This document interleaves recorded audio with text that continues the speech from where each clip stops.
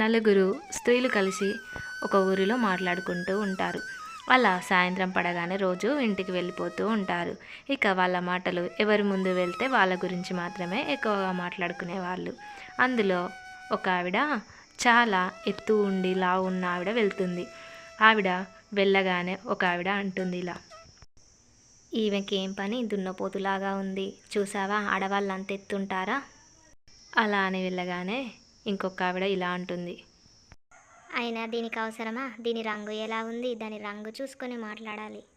అలా అక్కడి నుండి వెళ్ళిపోతుంది. ఆ లావుగా ఉన్న ఆవిడ వెళ్ళినా కానీ ఈ చిన్నగా ఉన్న ఆవిడ ఏమీ అనదు. ఇక అలా మరుసటి రోజు చిన్నగా ఉండి పొట్టిగా ఉన్న ఆవిడ వెళ్ళగానే లావుగా ఉన్న ఆవిడ ఇలా అంటుంది, ఈ పుట్టిది మామూలుది కాదు, నల్లికుట్లది. చాలా అసలు మాట్లాడనే మాట్లాడదు, ఎవరి గురించి తెలియనట్టు.